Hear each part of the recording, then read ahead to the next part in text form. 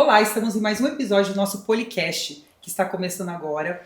Muito especial, estou um pouquinho nervosa, mas a gente vai desenrolar porque o assunto é muito bom. Mas antes de começar, eu queria agradecer ao nosso time de apoio, que é a Agência M+, e os funcionários, Gabriela, Mike, Flávio, e os meninos da edição, o Bruno e o Gabriel. Muito obrigado pelo apoio. E vamos lá. Hoje o assunto vai ser sobre longevidade, um assunto que eu me apaixonei há 3 anos atrás e trouxe para a minha vida, e tem tudo a ver, né, com exercício, com o estilo de vida. Então, para conversar sobre esse assunto, hoje eu convidei 2 médicos muito especiais, que eu tenho um carinho muito especial por eles. A Rafaela Casagrande, que ela tem clínica médica no SUS de Campinas. Ela tem pós-graduação em nutrologia, pós-graduação em geriatria no Sírio-Libanês e mais de 10 anos de dedicação em ambulatório para idosos e crianças. E o Raul Casagrande, que é um ortopedista, especialista em cirurgião de quadril, mestre em ciências de movimento humano, especialista em osteometabolismo, isso, experiência intra-hospitalar ambulatorial com foco em saúde óssea, muscular e qualidade de vida. Então vocês viram que é grande o currículo deles, inclusive a gente diminuiu aí, acho que 10%, né? Então, sejam bem-vindos ao nosso Policast. E eu queria que vocês falassem um pouquinho sobre vocês, antes da gente entrar aí no assunto mesmo. Rafa, fala um pouquinho sobre a sua carreira, como entrou a medicina na sua vida. Joia, Poli, primeiro eu queria agradecer da gente estar aqui, é um prazer, viu? E é o seguinte, eu sempre quis ser médica, nunca passou nada de diferente na minha cabeça. Meu pai era médico, então eu sempre tive uma presença muito forte em casa. E não teve outro pensamento. Logo fui fazer a faculdade, fiquei na dúvida em que especialização. Seu pai era o geó. E daí... Ginecologista, tá? Isso aí. E aí eu resolvi fazer clínica médica porque não conseguia exatamente escolher um caminho muito específico para seguir. Então eu falei, vou me aventurar em tudo. E aí veio o gosto pela nutrologia, na época estava muito na moda. Isso faz quanto tempo, você sabe, a nutrologia? Uns 11, 12 anos. Que já é longevidade, né? Já é longevidade. Nutrologia já tem aquela outra visão, uma visão mais integrativa da medicina, né? Uhum. Sai um pouco daquela medicina clássica, né? De tratar e vai mais para preventiva. Uhum. E depois disso, trabalhando em ambulatório, trabalhei em intra-hospitalar também, veio o gosto de tratar da galera 60+, adulto e 60+, né? E aí fui estudar mais um pouquinho e fiz a pós do Sírio faz uns 3 anos. Deve ser top. Top. Só os grandes. Bem legal, bem legal. Que legal. Adquiri bastante conhecimento. E por que você se apaixonou assim de trabalhar com idoso? O que ao longo da carreira foi... Eu sempre tive um gosto a mais pela pessoa idosa. Eu gosto muito de conversar com o idoso, trocar ideia e muito respeito também, né, por tudo que eles já viveram e podem passar pra gente. Então a vida foi levando para esse caminho e é algo que eu gosto muito mesmo. E ainda mais fazer a prevenção deles chegarem bem lá na frente, isso com certeza, mais gostoso. Com certeza essa experiência sua de cuidar com o final, né? Hoje você já vive o final, agora você vai cuidar para que esse final seja longo, né? E saudável. E ficou muito claro isso na minha trajetória, porque eu comecei intra-hospitalar. Então, eu comecei tratando do idoso que chegava doente, precisando da internação hospitalar. E daí eu fui vendo o que pode ser feito para não chegar a esse ponto.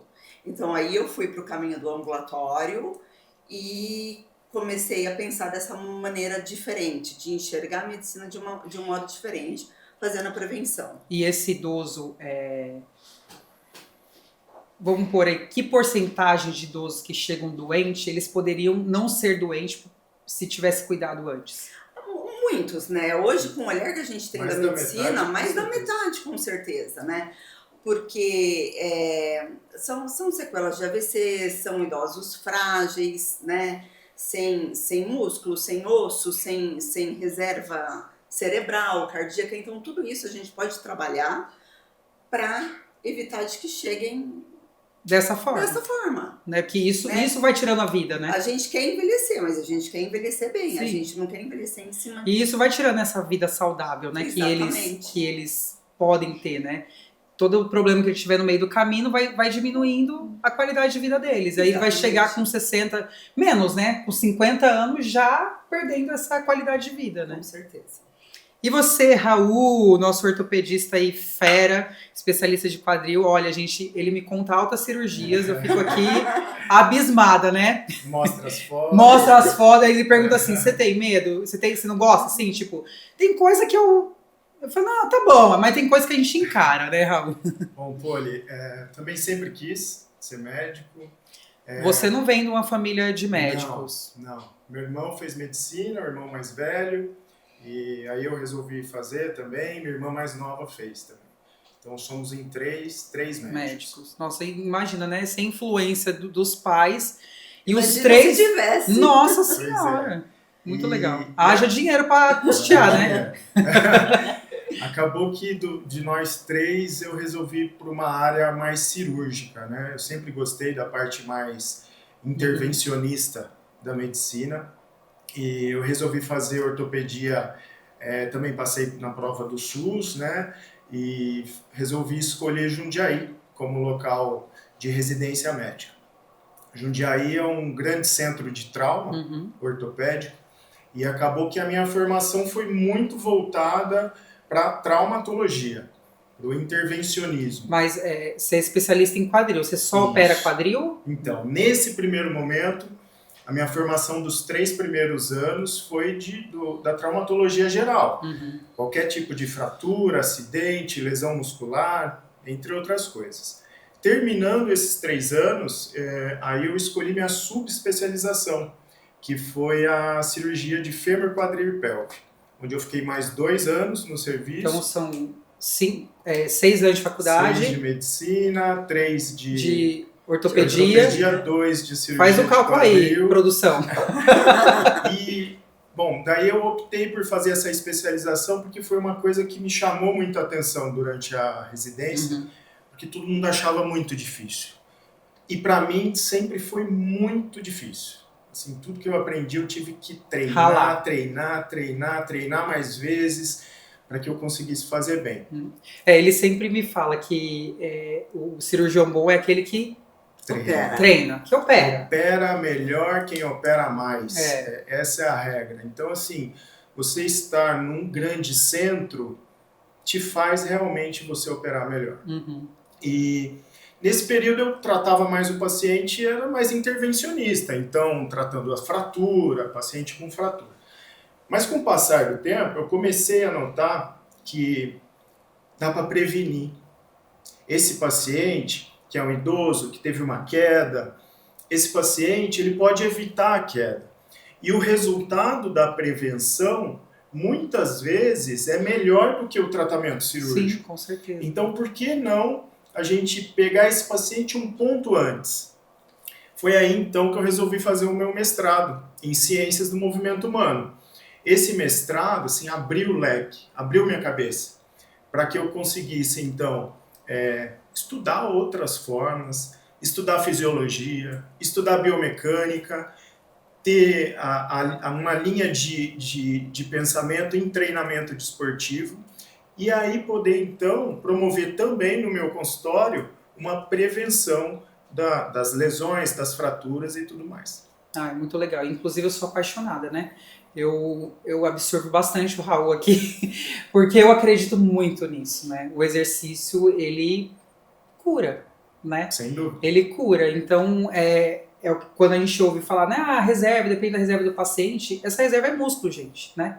Essa reserva é músculo. Então, cada vez mais comprova-se que é músculo. Que a reserva é músculo. Então, assim, olha a importância, né, de você começar lá no início, cuidar dessa saúde, para quando você for procurar um ortopedista, não seja para isso, né? Isso mesmo, para não ter que tratar o pior, né? Que no caso é a fratura. E assim, saindo um pouquinho do protocolo, que eu sou assim, viu? Eu saí do protocolo. Como conscientizar, né, essas pessoas para entender isso, cara, que é tão simples. É complicado, né? É difícil. É a parte mais difícil, né, Poli? É. Talvez seja a parte mais difícil. Eu acho que também porque existe médicos que não seguem essa linha. Que não segue essa linha. É aquela medicina tradicional, né? Que foi feita e foi ensinado que você pega o paciente já no estado da doença e trata o paciente, Sim. né? E a prevenção é algo mais novo, né? Eu acho que, uma vamos dizer consciência que mais atual. o Covid trouxe isso muito, muito forte. Trouxe muito forte. Eu acho que popularizou, vamos dizer assim. Eu acho que popularizou. Exatamente, porque a gente viu que pessoas sedentárias, ficou muito claro, né? O Covid deixou tudo muito claro. Que as pessoas que tinham um preparo, uma reserva, melhor reserva muscular, respiratória, melhor função não respiratória, tinha comorbidade, né? Evoluiu melhor, que não tivesse comorbidade, hipertensão, diabetes e tudo mais. Então, ficou muito claro que a gente, trabalhando isso, a gente vai encarar doenças que vão acontecer de uma melhor maneira, né? De forma diferente. Eu fico, inclusive, revoltada, porque eu tenho uma aluna aqui esses dias, até comentei com o Raul, idosa, 70 anos, com desgaste no joelho. O desgaste já é por falta de não ter cuidado, né, ao longo da vida. E o médico mandou ela parar de treinar para fazer fisioterapia. Nada contra a fisioterapia, tá, galera? Mas, aí eu falei com ela, olha, eu não concordo com o seu médico, porque o dano de você parar de treinar hoje é muito mais além do seu joelho. É mental. De equilíbrio, de queda. Ela tem cachorro, ela vive caindo por causa dos cachorros dela. E eu falei assim, a gente vai melhorar só com a musculação. Você pode fazer a fisioterapia, mas vamos conciliar isso. As terapias, elas têm que se associarem, né? Elas têm que somar uma com a outra. Então, assim, a musculação é essencial, a fisioterapia é essencial. Existem várias áreas que podem atuar no mesmo paciente e fazer com que ele melhore, né? Sim, e aí eu falei com ela, ai, que bom que você falou isso. Porque eu não queria perder meu músculo. Ela já tem essa consciência, né? Legal. Que a gente já colocou nela, né? Um treino direcionado pro caso dela, né, Poli? Sim. Individualidade biológica, né? Eu acho que mais do que nunca a longevidade é isso, né? A longevidade é isso. Ela é individualidade. Muito individualizada. A gente tem que analisar cada caso e pensar num roteiro para ter a melhor longevidade possível. Cada um tem o seu caminho para ter uma resposta. Então, assim, não dá para fazer um caminho geral, uma receita de bolo para o paciente. A gente tem que olhar o paciente de maneira individual e tratar ele de maneira individual. Então, ele vai ter uma coisa específica, o treinamento vai ser específico, para artrose, então, a gente vai segurar um pouco as amplitudes de movimento, mas vai trabalhar a carga muscular, vai ter impacto do pé no chão. Existe algum tipo, eu me pergunto sempre, existe algum tipo de lesão ou de doença que impeça a pessoa de fazer atividade física, de mudar o hábito alimentar? Existe alguma coisa que... Alguma atividade física, não. A gente vai conseguir colocar esse paciente em algum tipo de atividade, tá? De maneira individualizada, mas a gente vai conseguir. Até porque é importante para a saúde dele. Sim, porque antigamente era direto, assim, entrava uma pessoa na academia, isso quando eu comecei minha carreira... Não vou falar o tempo, né, gente? Porque eu sou novinha, não tem muitos anos, mas tem. E falava assim, você não pode fazer esse tipo de exercício, você não pode fazer esse tipo de exercício, você não pode fazer isso. Nem alongamento podia fazer direito, porque isso era prejudicial. Perdia a força na hora de fazer o exercício. Pois né? O alongamento... perdia a força. Pós, você podia lesionar, por causa das microlesões que você fazia na musculatura. Cara, e eu falava isso, e eu defendia isso, hein? Eu já defendi isso. Você vê como é importante estudar, né? Nossa, quando eu olho, eu fico assim, gente, que vergonha alheia que eu tinha de... Mas era falta de conhecimento mesmo, né? Nem se estudava tanto, né? Hoje já, por exemplo, essa aluna mesmo, o que eu incluí no treino dela? Alongamento intratreino. Intratreino, para ela aumentar o volume de alongamento durante o treino. Só isso que eu mudei. Ela já alongava. Mas eu coloquei, pra você ver, né? Um negócio que era prejudicial, hoje virou saúde, né? Antes da gente continuar aqui, eu esqueci de colocar o nosso time aqui do Policast, da inteligência artificial que eu faço de todo convidado aqui. Então, olha, o Raul e a Rafa aí na inteligência artificial. Aí também vai estar as redes sociais deles para vocês que quiserem seguir. E mais pra frente a gente vai falar uma coisinha que vai acontecer aqui de diferente a partir desse tempo. Então a gente tem aí, ó, as redes sociais dele, Mike. O Mike, ele sempre tem que sair o nome dele no meu podcast. Olha porque só, senão não dá, ó lá. Pois é. O Raul e a Rafa. Adorei. Não, o Raul ficou sensacional. Sensacional. A rede social da Rafa do Raul, Raul Casagrande, Rafaela Vilela Basso. Nossa, podia ser Casagrande, né, Rafa, pra facilitar. E a gente, mais no final a gente vai Veio falar... antes. A rede tá tão antiga que veio antes do casamento. Essa rede... entendi. Pois é, né? Nossa, Instagram existe quanto tempo? Instagram já existe há bastante tempo, a gente não era casado. Nossa, uns 10 anos tem Instagram? Mas... 15? 15 anos, vocês têm quanto tempo de casado? Ela falou assim, não faça pergunta que eu não sei. 11 anos. 11 anos. vocês são... Assim, 11. eu considero vocês novinhos, né? Porque eu vou fazer 18 anos de casado. Então por isso que seu nome é. E mais pra frente de falar um pouquinho mais específico, mas eles têm um Instagram profissional, que é Instituto Médicos Casagrande. Que nós vamos falar um pouquinho sobre isso, que será aí... Tá começando. A pitada. Então sigam, compartilham, porque lá eles vão colocar muito conteúdo sobre esse assunto que a gente está falando. E os individuais deles também, tá bom? Então vamos lá. Falando um pouquinho de como a medicina era, e eu acho que o que a gente mais sofria, acho que é importante a gente até falar disso, porque muitas pessoas chegam aqui no estúdio com os exames laboratoriais e me mostram, e eu falo, tá lá, B12 eu até coloquei aqui, de 172 a 800, vou dar um exemplo da B12, 172 a 890, aí o paciente chega com 290, aí vai no médico, o médico fala, beleza, aí eu falo assim, não, pode tacar B12, eu já taco B12, isso é para todas as vitaminas, né? Por que se o máximo é o melhor, ainda continua não se importando com isso? Então, é algo assim, é algo que ficou, né? E se mantém por conta de alguns protocolos. E daí, a gente às vezes tem que tomar um pouco de cuidado, porque envolve o Ministério da Saúde, né? Existe assim... Mas você está dentro do padrão? Ainda envolve o Ministério da Saúde? Sim, se eu quero trabalhar perto do 800? Tem muita gente ainda trabalha com o protocolo do Ministério da Saúde, Poli. Então, o protocolo do Ministério da Saúde, ele tem um padrão próprio. Para vitamina D, para B12, entendeu? Para as vitaminas no geral. Então, assim, tá legal, a vitamina D, tem um monte de gente que enxerga que entre 20 é suficiente, 30 tá ok.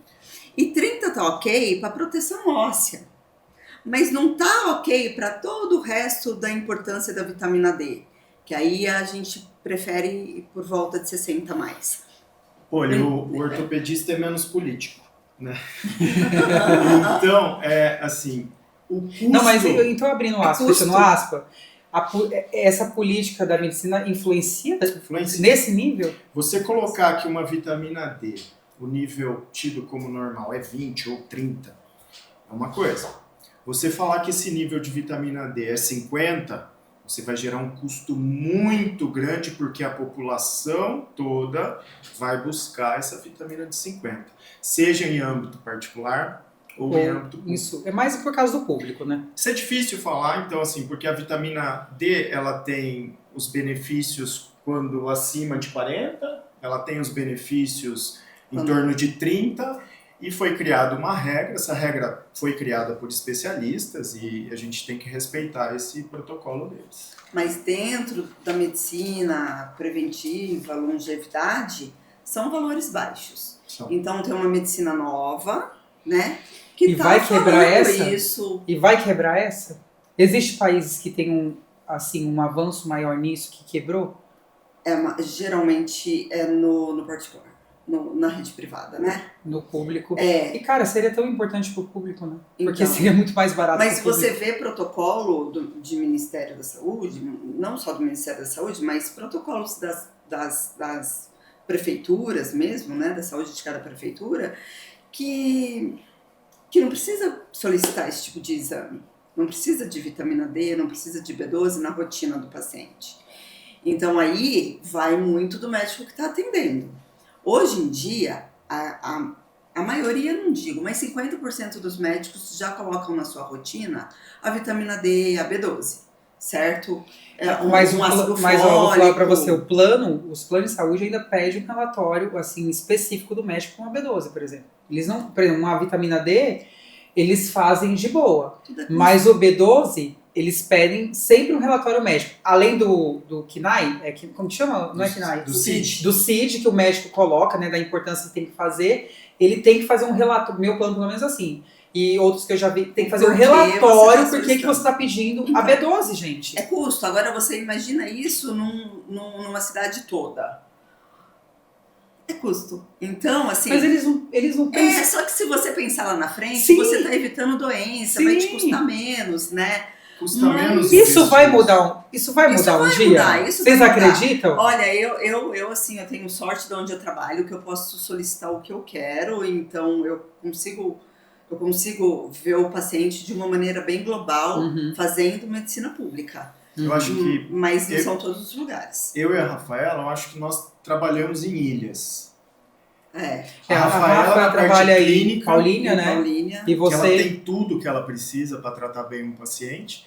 E em Jundiaí eu também consigo, mesmo na parte cirúrgica de quadril, eu consigo qualquer implante, um implante importado, desde que tenha indicação para isso. Então, assim, a gente trabalha em algumas ilhas, mas tem noção que o Brasil é muito grande e não é assim. O Brasil. Infelizmente. Eu acho que está de São Paulo principalmente, né? Que é um caso à parte. Mas cada dia mais importante, a gente sabe, voltando na B12, a B12 a gente quer maior do que 600, né?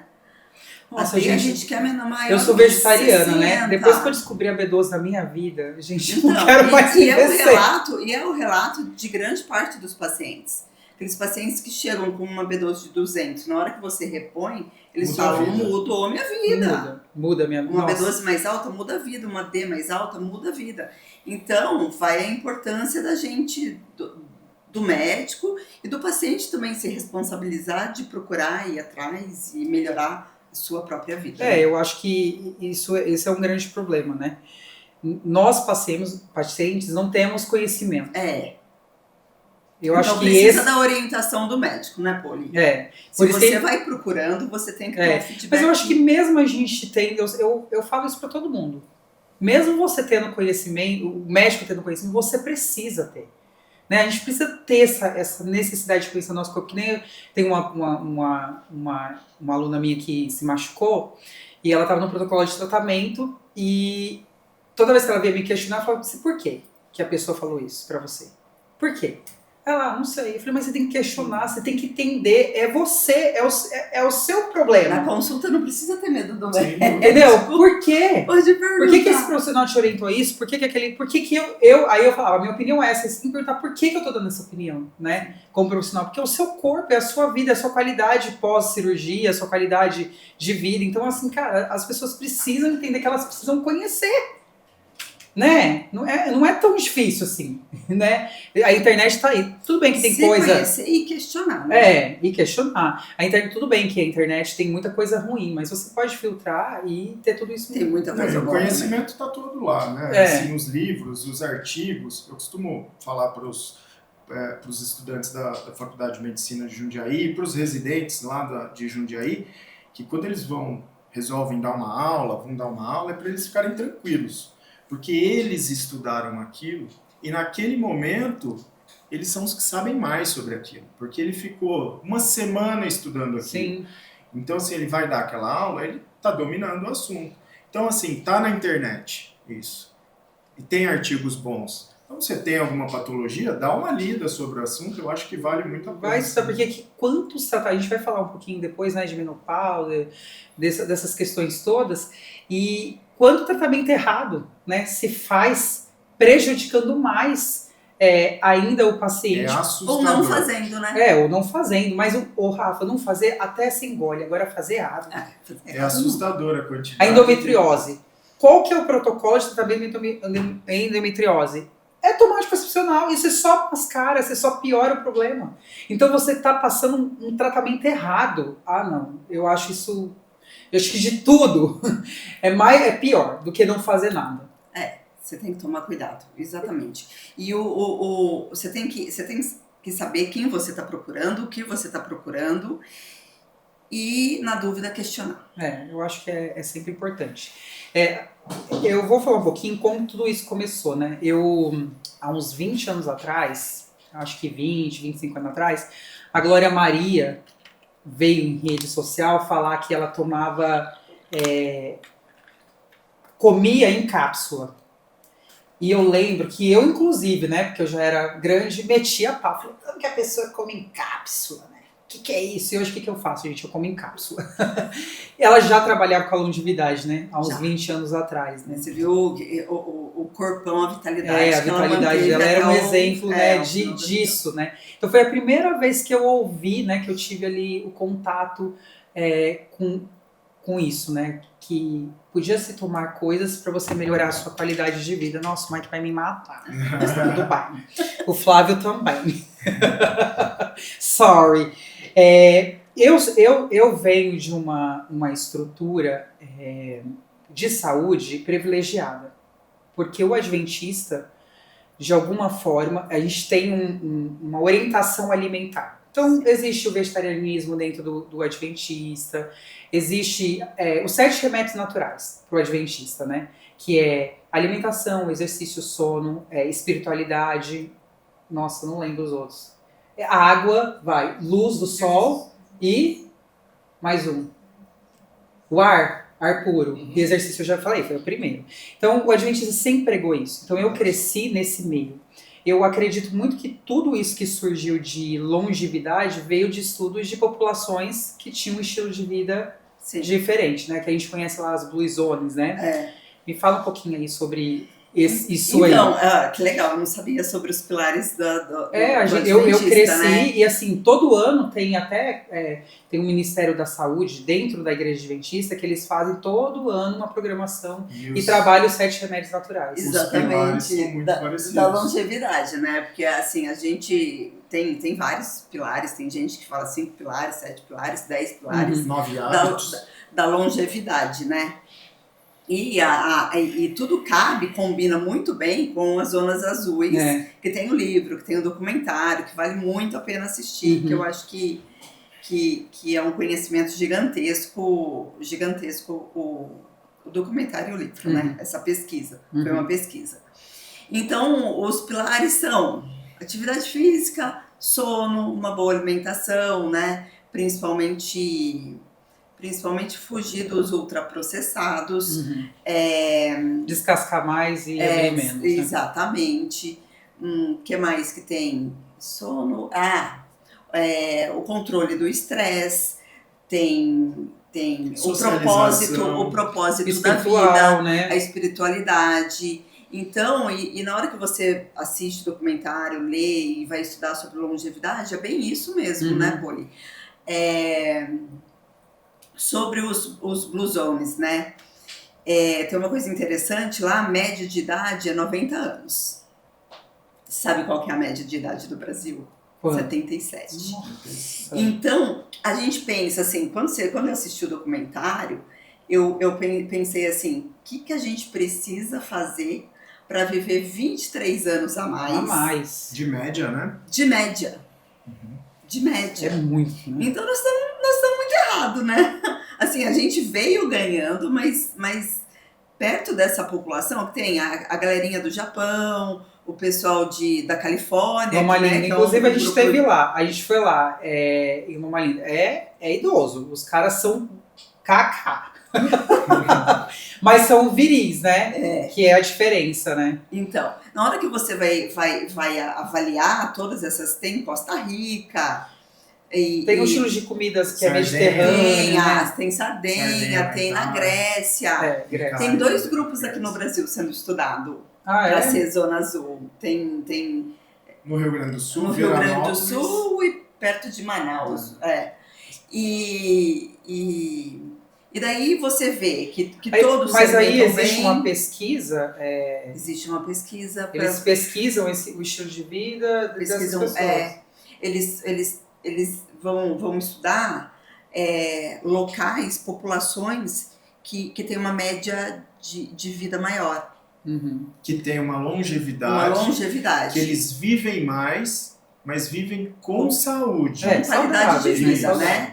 Porque a longevidade é viver mais e viver melhor. Viver mais e viver com qualidade de vida. Então, você manter sua autonomia das atividades de vida diária. Então, isso na geriatria é até uma tabela que você preenche. Quanto da tua atividade de vida diária você tem autonomia ou você é dependente? Deixa eu ver uma pergunta aqui. Você já sente diferença do idoso de hoje do idoso de 5 anos atrás? Na mesma idade? Ou não? Ainda não. Não? Triste, não né? Sinto. Pelo menos pro público seu, que né? eu tô atendendo, né? Que é SUS, né? Não mudou muito. E você vê, é muito claro isso, que aquele senhorzinho, quanto mais afastado, mais rural, ele mantém uma autonomia maior. Ele se movimenta mais, ele exatamente. come mais natural. E aí você pensa vida menos estressante. com zonas azuis, né, Poli? Que são populações mais restritas, mais isoladas, que não usam muito carro, que produzem seu alimento. Então a gente vê que essa vida doida que a gente leva de comer industrializado, o estresse, hora pra tudo, é prejudicial, é oxidativo. Pra falar a verdade, né? A longevidade é algo muito simples. Sim. Quanto mais simples você viver, mais longevo você vai ser, né? E é super interessante que locais tão distantes, com populações com culturas tão diferentes, em continentes diferentes, porque que eles obtêm o mesmo resultado. Então, assim, a gente tem que tentar anotar quais são as semelhanças entre eles que dão esse resultado.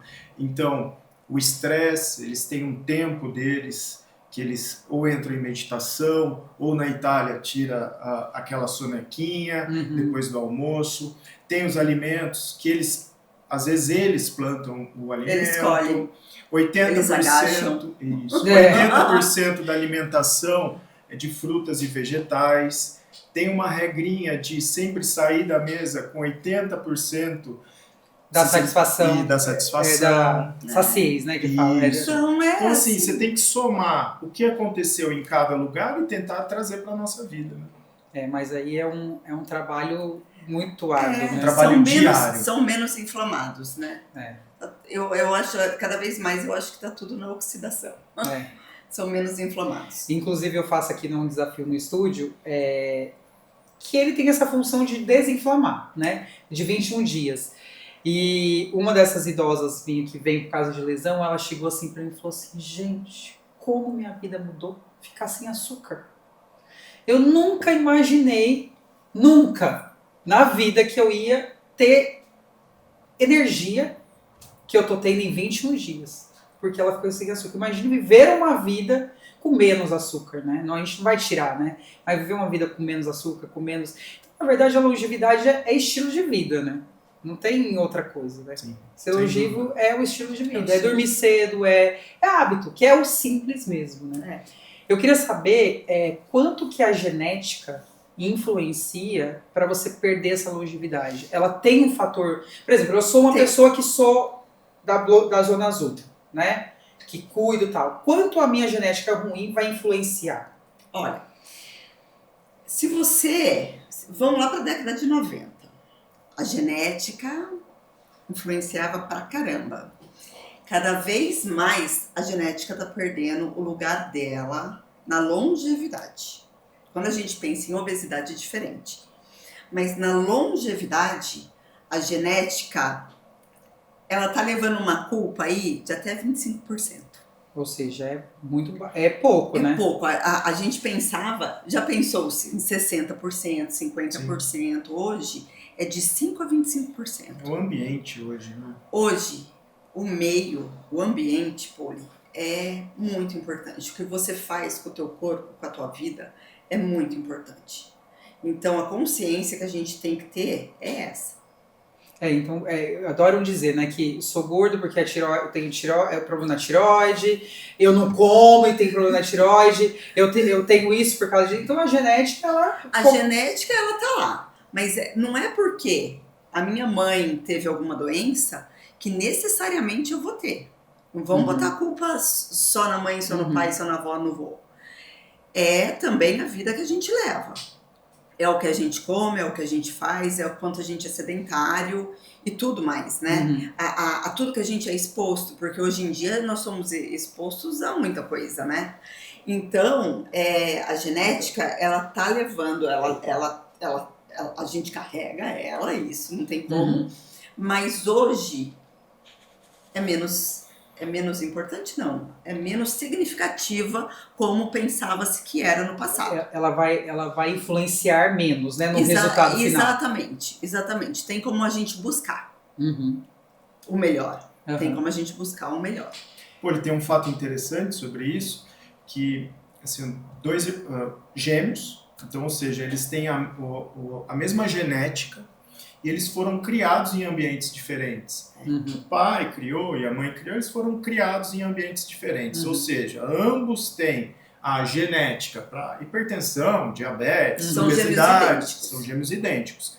Mas um deles teve uma vida mais sedentária, ele era mais obeso, e o outro tinha uma vida mais ativa, era esportista e era mais magro. A diferença foi nítida, onde quem fazia esporte tinha uma vida mais saudável, era mais magro, tinha massa muscular, desenvolveu menos as doenças. Doença crônica. Isso. Ou se for desenvolver, vai desenvolver mais tardiamente. Ou talvez com menos grave, talvez. Né? Isso mesmo. Com então, mais soluções, o meio é muito importante. A epigenética tá aí para falar isso. Eu fiz o exame genético, né, há 7 anos atrás, olha só, né, quanto tempo que eu já tô entrando um pouco nessa área. E eu herdei um gene do meu pai de problemas cardíacos. Eu nunca tive meu colesterol normal. Nunca. Desde que eu faço exame, eu nunca tive. E nada muda na minha vida. Eu continuo com hábito saudável, eu continuo treinando. Só que os médicos falam, olha, esse é o seu normal, né? Porque não aumenta, não diminui, não aumenta, mas também não diminui. Talvez se meu estilo de vida fosse errado, provavelmente aumentaria. Provavelmente. E eu precisaria de remédio. E daí aumentaria teu risco para outras doenças. Para outras doenças. E aí, meu último exame que eu fiz, eu quase chorei que eu não vi meu colesterol. Porque eu nunca tive um colesterol baixo. Abaixo é 220? 200? O total, né? É, o total. Por volta de 200. É 200. Eu acho que saiu 156. Gente, eu cheguei no paraíso, eu falei assim, ou seja, todo esse estilo que eu tive, essa mudança que eu fiz de 3 anos pra cá da minha vida, eu consegui trazer, eu acredito muito nisso, porque a alimentação minha é boa, exercício é bom, mas eu trouxe vitaminas que estavam em déficit, né? Eu fiz essa melhora do meu corpo. Então eu fiquei assim impressionada. Eu olho e falei, dá vontade de fazer de novo pra ver se tem certeza. Mas é isso, né? A genética ela me influenciou até um certo momento. Sim, mas você tem como lutar. Eu lutei contra isso, assim, sem loucura, né? Mas assim, tentando sempre ser melhor. E eu consegui diminuir uma coisa que tá ali nos meus cromossomos, exatamente, né? Então é muito. Eu fico apaixonada por isso, né? Porque tudo são escolhas que a gente faz diante do processo, né? E cada vez mais claro. Cada vez está mais claro. Sim, é impressionante. A gente vai entrar aí uns pedaços aí que influenciam muito na longevidade. A gente vai falar um pouquinho sobre a menopausa. Menopausa. Que é... Tá bombando. Tá bombando. Eu já tô, gente. Já tô na pré-menopausa aí. Então eu já... Quem me segue aí no Instagram vê que eu posto bastante sobre isso. Porque a menopausa começa quando? A menopausa... Vamos lá. A menopausa é um dia certeiro, né? É quando você deixou de menstruar dali 1 ano, né? Então você ficou 1 ano sem menstruar. Então a menopausa é um dia, é uma data. Mas a gente começa a ter falência dos hormônios, né? Mais ou menos 10 anos antes dessa data. Ou seja, normalmente depois dos 40. Que começa a pré-menopausa. Exatamente. De forma geral, a transição começa ali nos 40. Uhum. Então, e aí como E nessa pré-menopausa, a gente tem sintomas? Tem sintomas. E quais? Muito doido, né? Então, quando a gente está começando com a falência hormonal, o primeiro a baixar mais ou menos é o progesterona, a testosterona vai ali de mão dada e depois estradiol. E o que você começa a sentir? Geralmente é o cansaço, é aquele brain fog, né? Que você fica... Traduz. é uma neblina, assim, as coisas não ficam tão nítidas, tão claras. E você fica com humor, às vezes o humor tá positivo, às vezes negativo. Mas a mulher já tem isso. Irritabilidade. Por quê? Mas a mulher tem isso num ciclo. Num ciclo. A menopausa, ela fica constante. Você pode ver que a mulher oscila, né? No mês Nossa, ela será oscila. que eu fiquei assim já? Depois nós vamos fazer uma enquete. Puxa uma cadeira, senta aí. Mike, senta aqui com a gente. Daí, então, Pori, a insônia começa a aparecer, então alteração de humor, que mais? Começa a testosterona, ela é muito importante assim para cognição, para esperteza, foco, assim, né? Então você começa a sentir falta disso, a libido também, assim, né? Isso necessariamente mostra em exame clínico? Não mostra. Não mostra. Você chega lá com o teu exame, você vai ver o teu, geralmente, né, pedido LH, FSH e testo, estradiol, progesterona. E aí você tá esperando que já dê sinais, né? Mas não necessariamente, porque durante essa fase de transição menopausal, né? Você às vezes tem uma produção, mas em outro período não tem aquela produção. Então é cíclico a coisa. Então, se você fez numa data que você tá ok, então você vai às vezes examinar aquilo, olhar aquele exame e falar, não, então, tá tudo bem vamos com você. combinar, né? O médico nessa área ele tem que olhar as queixas do paciente é tão importante quanto o exame. Tem que dar valor para aquilo que está sendo... E por que eles não dão? Por quê? Ginecologista de farmácia. Cara, é minha queixa aqui de 100% dos meus alunos que estão passando por essa fase. A anamnese dessa parte, ela tem que ser super detalhada. Não é uma consulta de 10 minutos. Mas assim, os GOs e médicos assim, que estudaram e estavam muito atentos na década de 90, 2000, teve uma pesquisa bem grande, 16 mil pessoas, mas na reposição hormonal mesmo. Mas foi uma pesquisa que foi feita assim, ela abrangia mulheres de 50 a 80 anos. Tabagista, era muito aberta, não era muito aberta. Então, e daí fizeram a reposição conjugada nelas. Que é uma combinação hormonal da urina da égua.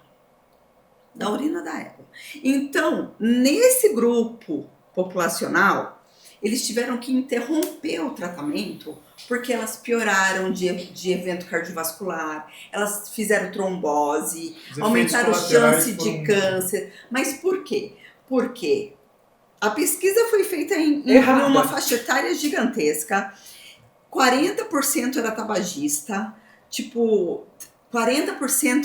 tinha obesidade. Então, pegaram mulheres já com risco cardiovascular aumentado. Essa pesquisa, então, Poli, que é a WHI, né? Ela teve que ser interrompida. E aí eles perceberam o erro no eles meio dela? Perceberam, né? Interromperam porque ficaram com medo de causar mais problema para o grupo, né? Para outro grupo que estava sendo usado os hormônios.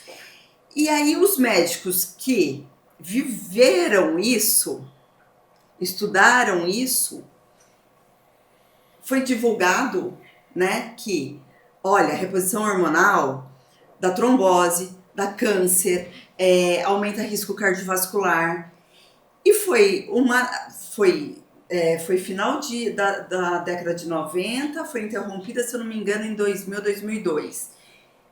É uma geração de médicos que viveram isso. Então, quando chega, eu quero fazer reposição hormonal. Ele entra em pânico. É aquela coisa, será que a gente vai fazer? Mas aumenta risco, mas não sei. Então, depois, até tirar essa cultura, esse do médico e da sociedade, porque a sociedade foi muito difundido. Se alimentou disso, né? Na época foi muito difundido isso. E assim, bons médicos acreditavam nisso também. Porque foi uma pesquisa muito grande, 16 mil pessoas. Ela teve um erro metodológico, pegou um grupo grande, fez de maneira errada e trouxe respostas erradas. E foi interrompido. Mas houve depois uma nova pesquisa em relação Daí foram... fervilhou um monte. Em 2006 começou a fervilhar um monte de outras pequenas pesquisas para tirar esse estigma, né? Então, mas teve que ter um convencimento de médico. E teve que surgir uma nova geração que pegou a fase boa da pesquisa com hormônio, porque... E outra, e com a cabeça aberta. Com a cabeça aberta, para aceitar desfazer aquilo que foi construído e falar, não, realmente isso pode ser mudado. Exatamente. O médico tem dificuldade disso? Porque assim, na educação física, a gente está falando alongamento aqui, né? Hoje, eu mudo automaticamente. Tem dificuldade. O médico tem dificuldade de mudar com a ciência? Se fez aquilo, assim, um médico que aprendeu que isso é certo e ele replicou aquilo muito tempo para você colocar o que é novo na cabeça e, tipo, para ele deu certo, mesmo que seja algo melhor, mas tá dando certo para mim. Toda mudança é difícil. É difícil, porque tá mas dando certo ego? Pra ela. Não. Um pouco é ego? Não. Porque médico tem esse negócio, né? Puxando para minha área, uma via cirúrgica, eu faço uma via há 10 anos. E há uns 4, 5 anos atrás, a gente começou a fazer uma via minimamente invasiva. Essa mudança para mim foi... Eu sei que a via é melhor. Mas ela foi difícil porque você tem que aprender. É trabalhoso, mas não de você aceitar lidar com isso. E assumir que você... Não, os resultados mostram que mas é melhor. A minha preocupação é assim, que eu acho que alguns médicos, eles têm... Eu errei já em treino. Assumir que eu já errei. E que eu preciso fazer diferente. Então, às vezes, eu tenho ginecologista, né, que a gente está falando da menopausa, eu sinto isso deles, que eles têm dificuldade de entender o novo, cara. A nova mulher, eu acho que até pode ser, mas eu acho que pode ser, tô naquela zona de conforto, meus pacientes estão bem assim. Então, não tá bem, né? Sim. Hoje, aconteceu esses dias, uma aluna chegou aqui, que ela faltou no tempo, nossa, por que você faltou? Deu um nódulo no meu seio, eu tive que fazer biópsia, a médica pediu biópsia. Que bom que ela pediu biópsia, né? Porque, mas sabe o que eu tô preocupada? Eu tava fazendo reposição hormonal. Aí eu perguntei pra ela, né? A primeira pergunta que eu fiz pra ela, primeiro, você tem histórico, né? Pra gente ver se a genética de alguma forma influencia. Ela falou assim, não tem. Eu falei, primeiro, então, esse é um fator, você não tem histórico. Segundo, eu ouvi um médico falando, que eu não lembro o nome dele, mas a Rafa sabe, o André Vinícius. Ele falou que a reposição hormonal, ela traz menos possibilidade de dar coisa do que como que foi o termo que ele usou? Eu acho que é mais ou menos assim, você... fazer a reposição hormonal é menos dano do que você não fazer e ter câncer. Do que ter câncer com a reposição hormonal. Com certeza. Entendeu? Porque, cara, o que eu ouço de aluna minha aqui que fala, não faço porque não dá câncer. Dá câncer. Tá então bem? agora eu entendi. É algo, mas foi algo muito grande mesmo. Que no mundo todo... E ela tá achando que ela tá com câncer. Eu falei assim, eu tenho certeza, como 2 e 2 são 4, você não tá com... E ela falou assim, gente, aquela reposição tava fazendo tão bem pra mim, eu virei outra pessoa. Falei, calma. Que aí a médica pediu, né, pra ela interromper, pra fazer... Né, interrompe, vai pesquisar, vai ver o que é, vai tratar, e daí vai dar tudo certo. Eu falei, você vai voltar à vida. Então, cara, eu choquei. Foi algo muito grande que aconteceu. Então, por isso que tem todo esse preconceito mesmo. Estigma em relação à reposição hormonal na pós-menopausa ou na pré-menopausa, né? E já começa na pré-menopausa. Você já pode começar a... Já começa, Poli, porque na transição menopausal você já começa a perder osso, a perder músculo, a perder cognição, né? É muito mais do que libido, né? Muito mais do que sexo, né? Vamos dizer assim, né? Libido. É muito além do que libido. É um dos fatores. Libido, era fácil de resolver, era mais fácil de resolver. Não, é muito mais, é muito mais. Então, a tua transição vai ajudar a você envelhecer melhor. E por exemplo, eu já faço reposição hormonal. Eu vou ter sintomas? Vou chegar a ter sintomas na menopausa? Dependendo o tipo de reposição hormonal que você faz, vai ter sintoma. Vai ter que, às vezes, ajustar o que você está usando, a dose que você está usando. E isso pode retardar a menopausa? Uma pergunta assim, tipo assim, eu posso, porque eu faço reposição para pré-menopausa, vai retardar a minha menopausa? É o que eu sei que você faz, né? Não vai retardar a tua menopausa. Não, mais ou menos o que retarda ou não a menopausa é o que você fez a tua vida toda. O quanto de anticoncepcional você usou. Então, assim, a galera usar tem medo. Usar anticoncepcional retarda? Pode alterar a menopausa, sim. Mas adiantar ou... Depende da mulher. Depende da mulher. Eu tô falando porque eu sou defensora do anticoncepcional, né? Então, olha lá. Então, ainda bem que você não tem medo da reposição, porque você toma, né? Quem toma anticoncepcional a vida inteira, daí agora que na fase que você mais precisa do hormônio, você vai ter medo do hormônio? Não tenho. Não tenho porque ela realmente é uma reposição, né? Não é nada que não, vai... Nós estamos falando a gente tá falando de níveis normais, né? De reposição. E o que usa para reposição, normalmente? A reposição é muito individualizada, a reposição hormonal, né? Mas a gente usa basicamente, assim, para não errar, para acertar e para fazer o que é necessário. A gente trabalha com hormônio, a galera não gosta muito, mas é o famoso bioidêntico, né? Que é o... Não é isso que passa. É assim, é a molécula, né? Fabricada igual ela é como é a nossa produção molécula. Natural. Isso que é legal de fazer a reposição hormonal. Então, daí a gente tem o estradiol, a gente tem a testosterona, a gente tem a progesterona micronizada e tem diversas vias, né? Pode ser o gelzinho, pode ser sublingual. Chip. Pode ser... O chip é bioidêntico, tá. Os pellets geralmente são. E muda a vida, né? Muda a vida. Quando a mulher, por exemplo, eu fui uma mulher que não fiz reposição hormonal no pré e já tô aí na menopausa há 5 anos. Eu posso ainda entrar? Pode. Como que é essa janela? A melhor fase, né, a janela da data que você para de menstruar? Menopausou, até 10 anos. É a melhor fase de você fazer a Mas, por exemplo, se eu fizer 9 anos, eu vou ter o mesmo resultado que eu tive? Claro, eu perdi esses 9 anos, né? Então eu já não vou ter o mesmo resultado. Quanto antes, melhor. E aí vai ser pro resto da vida. Aí é individualizado também. Antigamente, você tinha lá 60, depois passou para 65 anos para parar a reposição hormonal. Hoje é individualizado. Legal. Então pode parar. Eu achei que ia pra sempre. Pode parar. Você pode parar, ver como fica. Tem mulher com 60 anos que ainda tem fogacho. Então, daí é bem individualizado, muito individualizado mesmo. Mais uma vez, né? Bem individualizado. Tudo vai ser as escolhas que ela fez, né? Exatamente, ao longo da vida. Mas você vê que o negócio vem mudando, né? Antes você tinha que parar com 60, agora é 65. Agora já não tem data, você individualiza. Que legal. Nossa, é apaixonante. É maravilhoso, mas o hormônio é algo que você não pode parar de estudar jamais. Porque vai mudar constantemente, né? É igual a minha área, igual a área da saúde, né? No geral, né? Ela é uma... O hormônio você Daqui a pouco esse podcast aqui já não tá valendo. Porque senão você erra de verdade. Sim. Se você para de estudar um pouquinho, você vai errar de verdade. E aquela coisa de não ter medo de mudar se não estiver funcionando, né? Exatamente. Não é assumir erro, é porque é na tentativa do erro mesmo. Você não sabe como o corpo vai responder. O ser humano não é matemático, né?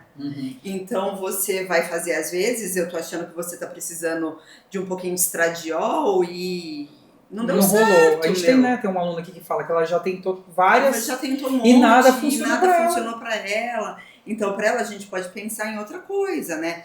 É uma fase que você fica mais inflamada, então vamos trabalhar com ações mais anti-inflamatórias, né? Vamos falar um pouquinho da osteoporose, que é a osteoporose? A osteoporose, ela só acontece em mulher? São dúvidas. Não, são dúvidas. Acontece, porque eu já ouvi muita gente perguntando assim, isso acontece em mulher? Porque é uma coisa que se desenvolve por causa da menopausa também, né? É uma das coisas que desenvolve, é muito ligado, né? Agrava, né? Quando que a gente faz a reserva, Raulzito? Então, o ortopedista sorri quando vê o osso, né? Então, você viu que o assunto... Vamos fazer a reserva, vamos fazer a reserva. Assim, na verdade, eu acho que o importante primeiro a gente definir, né, o que é a osteoporose. Osteoporose, então, é uma doença osteometabólica que ela é caracterizada pela perda de massa óssea. De osso. Isso, perda de osso. E perda também da microestrutura do osso. Tá? Então, o osso, ele é um trabecular, pé, né? Tem vários tipos de ossos. Então, tem o osso trabecular, que é o metafisário, que ele parece uma esponja. Tem o osso diafisário, que ele é mais durinho e ele tem um canal.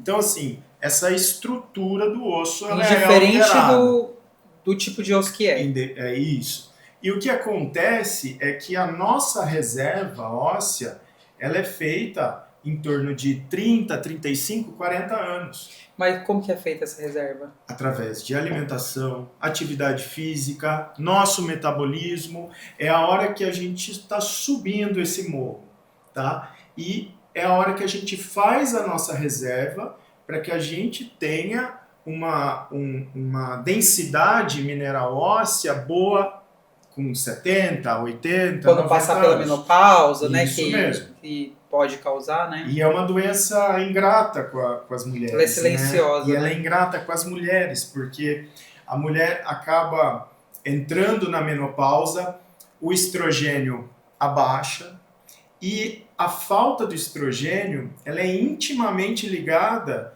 com a densidade óssea, porque ela muda um turnover de células que formam osso, absorvem osso, e a falta do estrogênio ela acaba acarretando essa alteração que leva à perda mais grave na mulher. Tadinha da mulher, ela vai juntando, deu 40 anos, começa lá uma falência hormonal e começa a perder mais rápido. osso. Mesmo a mulher, claro, uma mulher que tenha uma estrutura muscular melhor, ela também tem esse risco. Tem. E o que acontece? É dependente do hormônio, tanto do estrogênio quanto do progesterona. A mulher é dependente do estrogênio, né? Mais do estrogênio nessa parte, e o homem da testosterona. Mas é muito mais comum em mulher. É muito mais comum. Por quê? Porque o homem produz a testosterona... Até quantos anos? Então, tem homem de 70 anos... Isso é injusto! Com uma produção razoável de testosterona. E tem uma mulher de 40, 50 anos com a produção baixíssima de estrogênio. Então, acaba que a proteção, ela acaba primeiro na mulher. A importância aí da reposição. Da reposição hormonal. Hoje em dia, a gente já vê reversão de osteopenia, de osteoporose com reposição hormonal. Então, isso é uma coisa nova que eu descobri, né? Existe a reversão. Existe. Hoje existe tratamento. Existe, né? Tanto com a reposição hormonal quanto com a pessoa já tendo a osteoporose, ela consegue. Ela estagna ou ela cura? Ela consegue reverter. Nessa fase onde a osteoporose é ligada à baixa do estrogênio, você consegue reverter sim, porque você tem toda uma fisiologia ainda normal do organismo e você consegue subir o estrogênio através da reposição. E você tem uma boa resposta. Você consegue fazer com que os índices da densitometria se tornem normais. Melhor. Diferente. Claro, você precisa da alimentação, você precisa... Sim, vários fatores, você tem que dar o substrato disso também, mas vários fatores. O hormônio é fundamental. E a pessoa tendo um hormônio, ela tem um homem, por exemplo, né, que o hormônio ainda está bom e ele desenvolveu. Aí tem todo um tratamento. É uma indicação no caso do homem. Se um homem está mantendo uma testosterona baixa e ele pode vir apresentar a osteoporose, ele tem indicação formal de fazer a reposição.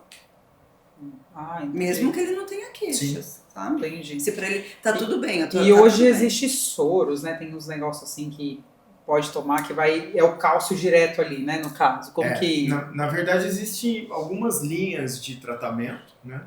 As linhas mais clássicas, que, carbonato de cálcio com a vitamina D, vamos jogar essa vitamina D, mas deixar ela mais elevada, para que ela consiga trazer o cálcio para dentro do osso. Existem outras drogas que, lembra das duas células que eu falei? A célula que rouba o osso, vamos inibir ela.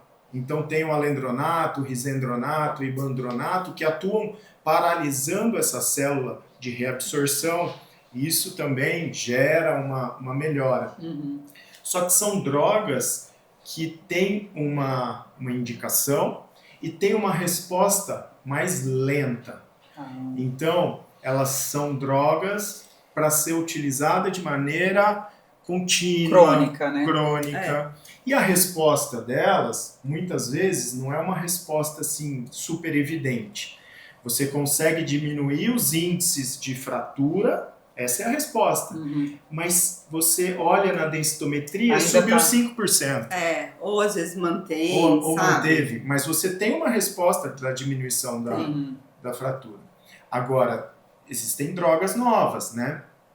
Novas. Já estão aí no mercado há 15 anos. Mas popularizou, né? Vamos dizer. Mas chegou pra gente, assim, agora, mais usualmente, há pouco tempo. Então, drogas injetáveis, subcutâneo. Que aí é mais rápido. Você tem uma resposta melhor. E uma porcentagem melhor dessa melhora. Ela melhora mais rápido. Você tem uma amostra melhor. Ela até é usada, às vezes, em caso de fratura, né? Sim. E aí essas drogas, por exemplo, a injetável via subcutânea, ela pode ser realizada a cada 6 meses. Ela é um anticorpo que bloqueia essa célula de reabsorção. Existem outras que são endovenosas, que é uma medicação que também faz o bloqueio dessa célula de reabsorção, e você faz uma vez ao ano. Você faz, são 100 ml da medicação, não vamos falar os nomes, né? Sim, por favor. Não patrocinaram a gente aqui, né? Por favor, patrocina. Mas você faz uma vez ao ano. E a questão dos hormônios também. Então, assim, a oxandrolona, ela, em 1960, 64, ela foi desenvolvida, na verdade, para isso. Para o ganho de massa muscular, quando os pacientes com câncer, HIV, eles sarcopênicos. E descobriu-se que ela fazia um grande ganho de massa óssea, da densidade óssea. Então, é uma droga que você também pode usar num paciente com osteoporose. Lógico. Um paciente idoso, sarcopênico, que você está querendo dar Você precisa dar um up, mas se ele não fizer um exercício junto com isso... Precisa fazer. Não tem jeito, né? Porque a musculação, eu sei que... Isso é uma coisa que eu aprendi na faculdade e não mudou. Osteoporose é sala de musculação. É o único exercício que vai... Mas você me fala o que não é musculação. Não, hoje tudo é musculação. Mas isso faz 18 anos que eu me na faculdade. Então isso não mudou. Entendeu? Isso continua sendo a mesma coisa. Mas é muito legal a gente saber que existe, né, hoje formas da gente solucionar essa questão, né, e não levar para a velhice, né, que é um grande problema da velhice é as quebras dos ossos, né, que matam. Sem dúvida. É o que mata, né, idoso. Vamos falar um pouquinho, então, de um assunto polêmico, né, obesidade. Você falou... quando você estava falando da genética, você falou assim, menos obesidade. Eu fiquei louca pra já entrar no assunto, mas eu segurei. Por que menos obesidade? Porque obesidade, eu vou lembrar aqui o artigo, 1996, mais ou menos. Novo, né, até. 1996, que descobriram alguns genes relacionados à obesidade. E aí... tem 4 principais, mas agora já descobriram outros, né? Já faz tempinho né, que descobriram outros e eles podem se sobrepor. Então você pode carregar, 3 genes da obesidade. Então 25% de cada um vai ter 75%, mais ou menos esse o cálculo. A obesidade, que é uma doença crônica, progressiva, que mata, né? A obesidade tem que ser vista dessa maneira. Porque ela aumenta risco para tudo. para câncer, para hipertensão, para diabetes, para tudo. Ela é uma grande pandemia também. E aí, 70% da obesidade está envolvida com genética. Nossa. Então por isso que E hoje... Esse dado é novo. Nossa, é muito alto, hein? Aí sim é uma coisa que... E aí, isso... Porque mesmo que você faça 25%, você vai continuar sendo obeso. Então, e aí, o que Não você é essa tem? a essência. Quem carrega mais genes da obesidade vai ter uma dificuldade Maior maior para chance. perder, porque tem gene que atua aqui dizendo que você está com fome. Tem gene que atua aqui dizendo que você não está satisfeito. Então, e tem gene que te pede o doce, e tem gene que, sabe? Então isso é muito sério. Então, Poli, é muito difícil mesmo você tratar. Deve ter gente provavelmente que vai fazer a pessoa não querer se movimentar, né? Ter mais dificuldade de fazer Sim, exercício, que tem mais né? dificuldade. Tem sim. Com certeza. Tem até esse exemplo no artigo. Então, fica cada vez mais difícil, assim, né? E do jeito que a gente está vivendo. Então vamos combinar. Eu já venho ouvindo aí de alguns médicos que a obesidade ela é uma doença e ela tem que ser tratada com remédio. Com remédio. E daí... Por causa disso? Por conta disso. Por conta disso. E aí a gente vai pensar assim, Rafa, quando que eu entro com remédio para obesidade? IMC de 27. IMC de 27, você piscou, tá todo mundo de 27. IMC de 27 com algum fator de risco ou com hipertensão. Tratamento medicamentoso pra Mas para obesidade. sempre, cara, o que me pega é isso, sabe? Porque eu vendo isso, né? Eu vendo emagrecimento.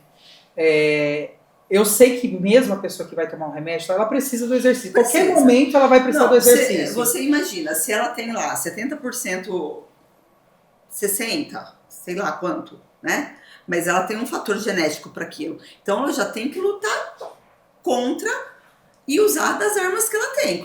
Quais as armas que ela tem? Atividade física. Você é o ambiente, pô. Você tá lutando contra a genética. Nossa, pra manter... cara, é uma guerra grande. É uma guerra grande. Nossa, agora por isso, eu até suei frio. Por isso que até tô assistindo umas aulas do Giorelli pai e Giorelli filho, né? Que são muito bons. E eles falam assim, pro obeso, lembra quando o obeso passava e você falava assim, então, você vai fazer a dieta, foco, força e fé. Ou seja, déficit calórico não vai te ajudar, ser determinante. Mas você tem um monte que é o que de outra coisa. A gente acreditava que o déficit calórico fosse determinante. Né? Ele é importante. Sim, é um dos fatores, mas né? você imagina que aquelas células adiposas estão lutando para você comer.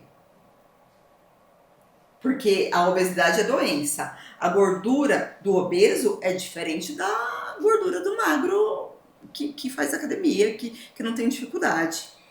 Entendeu? São gorduras diferentes. Tem gordura que consome energia e tem gordura que te faz comer mais. Que loucura. Hoje em dia tem até remédios para tentar trocar essa gordura, esse tipo de gordura, que a gente chama de bronzeamento. Bronzeamento da gordura. Você pega a gordura branca, que é uma gordura ruim, e tenta transformar ela numa gordura marrom, que é a gordura boa. Então, assim, cara, vai ter que tomar remédio pra sempre? Isso que eu... É que nem a hipertensão, mais ou menos. A gente pode encarar mais ou menos. Mas e os colaterais jeito. desses remédios a longo prazo? Porque vamos combinar que o Ozempic é novo, né? Agora veio Igor, veio Saxena, tem Mounjaro, esses todos. Ainda não sei se tem o efeito colateral disso. São novos, né? Cada vez mais. Mas assim, por exemplo, o liraglutida, né? Que foi vendido aí como Saxenda, ele já está há bastante tempo no mercado. A gente viu que ok, né? Efeito colateral discreto, assim, perto da obesidade que... Verdade. Traz muito mais. Vamos dizer assim, né? Como diz no primeiro socorros, evitar um bem menor. Como que é o termo que eles usam? Eles usam, você faz, por exemplo, às vezes você vai ter que cortar a mão por causa disso. Então, evitar, pra salvar a vida, né? Pra salvar a vida. Então você vai ter que talvez correr o risco de ter o colateral dos remédios para ter uma longevidade, por exemplo. Porque a obesidade ela é um dos fatores que evita Não existe Então, longevidade e na na hora obesidade. que você lê já nos artigos, você lê nos livros que tratamento medicamentoso para IMC de 27 com alguma doença ou para IMC de 30 sem doença nenhuma, você fala assim, gente, a coisa é mais séria do que a gente pensou a vida inteira. Eu sempre trabalho com obesidade fazendo um trabalho mental com alunos. Vocês sabem disso, né? Eu trabalho muito no emocional, porque vai ter que trabalhar a essência da pessoa ali, né? Ela vai ter que lutar contra ela mesma. É um trabalho multidisciplinar mesmo. Não adianta você passar só no médico, não adianta você passar só na nutricionista, não adianta você só fazer exercício. E tem gente que tem uma resistência cardiovascular muito boa e não consegue perder peso, né, Poli?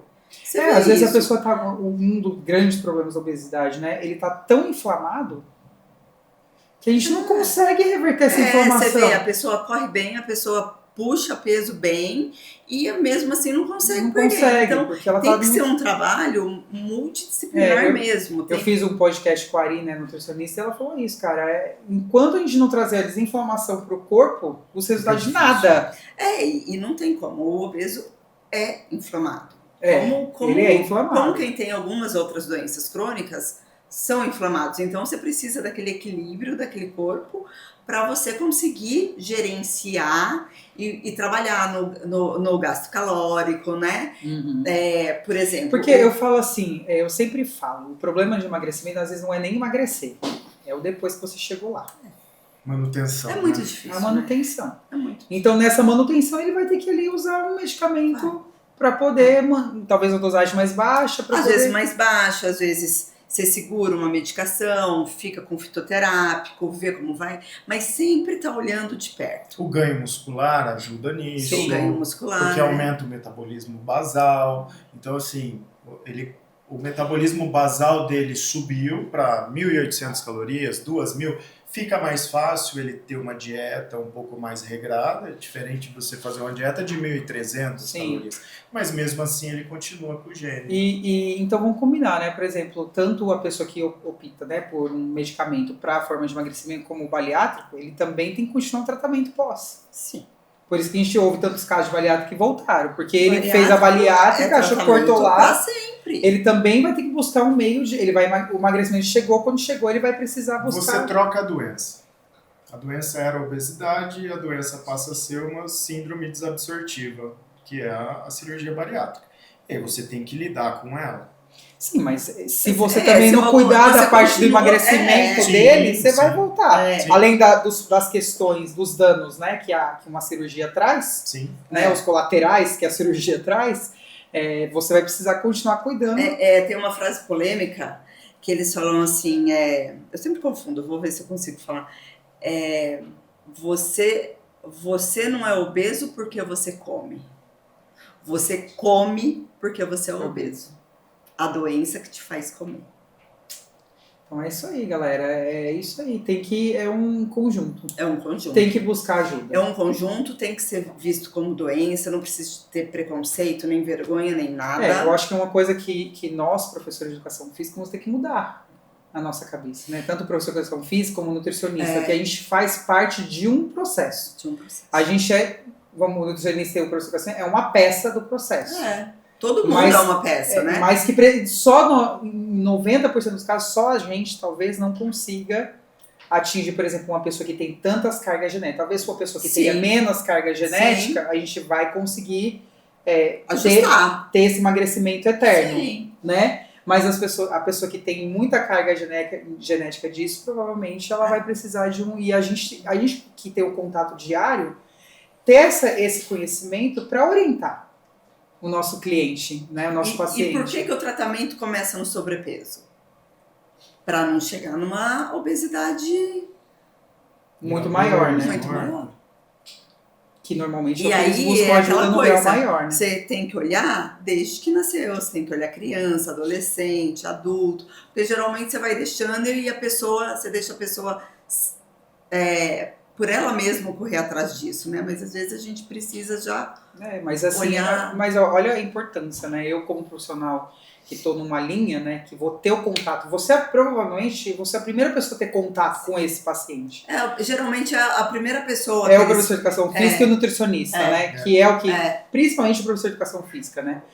a gente ter esse discernimento de enxergar o momento certo, de orientar ele, de buscar uma intervenção diferente no processo.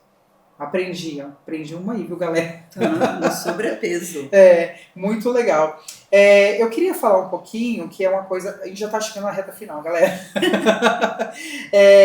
Falar um pouquinho de reposição hormonal para homem, porque o da mulher já se fala, já se conhece, mas, os homens estão morrendo também, né? Com Sim. estilos de vida, né? Que estressante e tal. Existe também uma reposição hormonal para homem? Como que Sim. funciona? Na verdade, o homem funciona da mesma maneira que a mulher. Só que no homem, o hormônio que manda é a testosterona. Uhum. É o hormônio que tem os índices mais elevados, é o hormônio que tem uma maior atuação na parte óssea, parte muscular, cognitiva, na verdade em tudo. Uhum. E durante a vida a gente tem os ciclos da testosterona, onde com 20 anos a testosterona é produzida pelo testículo, ela tem uma resposta que vem do hipotálamo para a hipófise, e aí tem a produção do LH, e o LH estimula duas células no testículo. Ele tem atua numa célula que vai formar a testosterona. O FSH vai e atua numa célula formando espermatozoide. Então, essa testosterona, que trabalha em ciclos no homem, ela começa com 20 anos lá em cima e ela tem uma tendência a vir caindo. Tá? Cai menos que da mulher, mas cai. Cai numa curva mais longa, né? Mas cai. E o que a gente tem que tentar pegar no paciente é que nem sempre os índices que está lá de 240 a 800 é um valor bom para o paciente. Por que 250 é um valor normal? Porque está dentro do padrão de normalidade e 799 não é. Então você tem que avaliar esse paciente de maneira individualizada, como foi na mulher. Você tem que saber se esse paciente está tendo sintoma, se ele está muito cansado. O sintoma é isso, é sono, Vários. Desde a queda da libido, perda de massa muscular, acúmulo de gordura visceral, cansaço, falta de concentração. Vai ficando improdutivo. Improdutivo, né? Tá? Então, você tem que avaliar. Olha, eu tenho essa percepção que cada vez mais eles estão ficando mais novos, né? Sim. Dessa forma. Sim. Antes, a gente tinha uma percepção que a partir dos 50 anos tinha uma queda muito grande. Um dado fisiológico é que o homem com 50 anos, ele tem a produção estimada em 50% da testosterona que ele tinha quando com 20 anos. Isso já é um dado que assusta um pouco a gente. Né?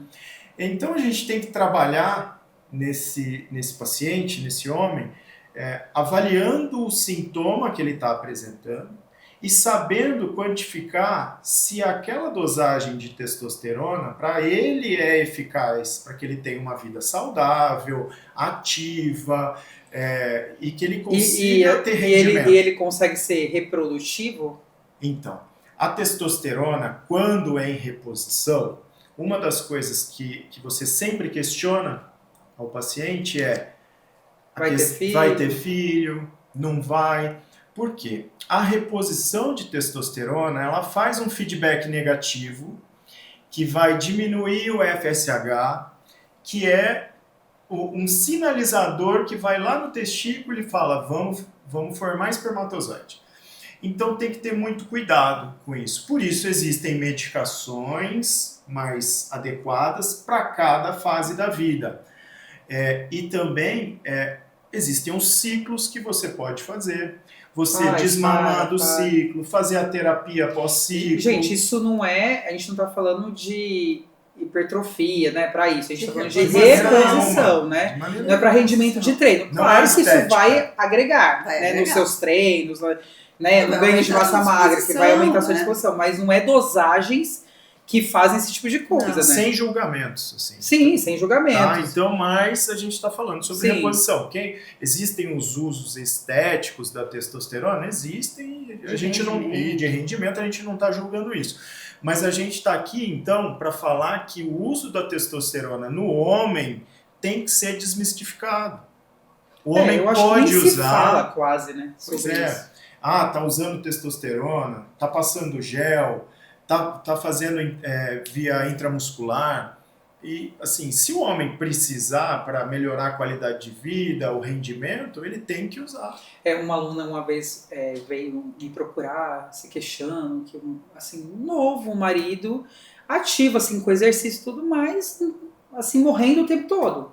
Morrendo na parte sexual, morrendo no dia a dia, sempre cansado, sempre precisar. Eu falei, cara, vai procurar alguém para ajudar vocês, porque não existe um preconceito para o homem de falar, nossa, a testosterona tá baixa, eu não sou homem, né? E ele com 30 anos tava com a testosterona baixa. Sim. Começou a fazer a reposição e pronto, tá vida tudo normal, bem. E vida normal. E vida que segue. E vida que segue. Então, assim, tirar esse preconceito, né? Principalmente pro homem existe muito, assim, de nem procurar ajuda, né?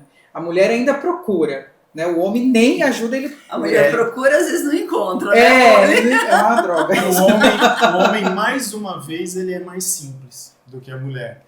Então, às vezes, hormônio... Menos colateral, responde é o hormônio mais, dele, né? Faz testosterona, uma dihidrotestosterona, um derivado da dihidro e a coisa vai bem. A mulher tem várias nuances aí.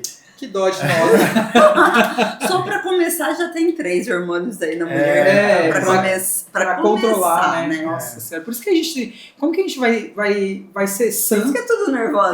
Por isso que a gente vai ter estresse, vai estar estressada na vida, né? Fora toda essa carga que a gente carrega, né? Das nossas funções.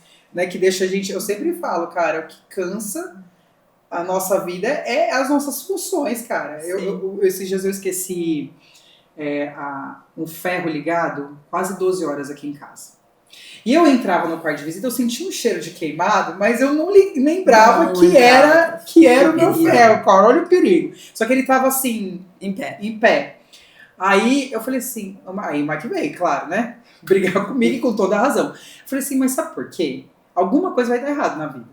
Eu acordo, minha vida é assim, eu acordo, vou trabalhar, volto pra casa, Não tem momento de paz. Não dá pra Você acorda, vive lá sua manhã. Aí vai trabalhar, vive seu estresse, volta pra casa, tá tudo bem. Então você vai ter o tempo de lembrar de desligar o ferro. A gente não vai, cara, é muita coisa. Então, ainda bem que foi um ferro que não pegou fogo na casa, é só uma energia que você tem que pagar mais cara. Ainda bem. Trabalhe pra isso.